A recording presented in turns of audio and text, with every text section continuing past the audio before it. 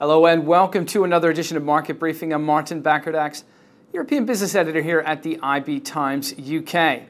Fascinating stuff going on around the Eurozone in the aftermath, of course, of that 17 billion euro bailout for Cyprus.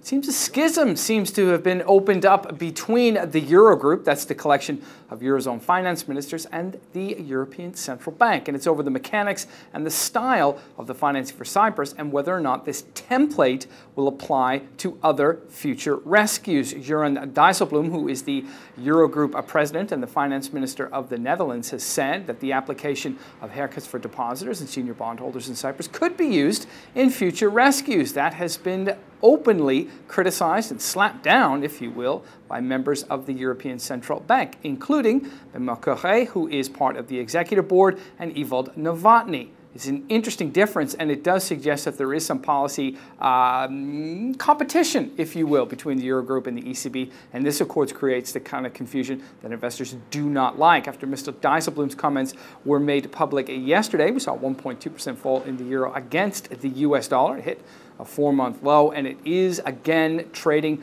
relatively weak this morning. So the back and forth is going to have investors questioning just exactly how future rescues will be executed. And that's, of course, an important question when you consider the teetering finances both in France, in Italy, and potentially Slovenia, and others are saying ultimately even Luxembourg. So there's a lot to play for, and the kind of differences that we're seeing in policy execution and concept are very, very important indeed.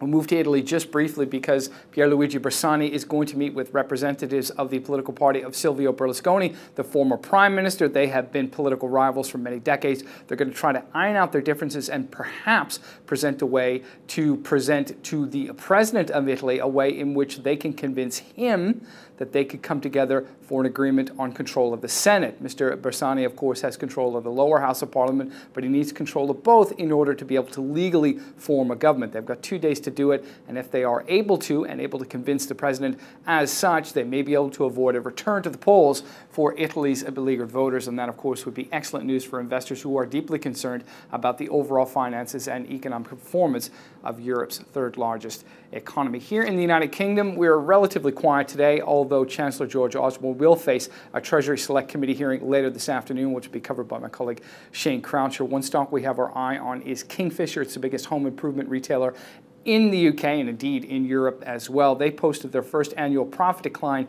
in 4 years today, an 11.4% dip, taking the bottom line to about 715 million sterling. They cited slowness here in the UK and indeed in their Castorama brand in France, as well as some unfavorable exchange rates. And let's not forget the dreadful winter weather. Stock, though, got some support by the fact that Kingfisher lifted the dividend by about 7%. You can check out that story and a whole lot else on the economy page. We'll see you tomorrow.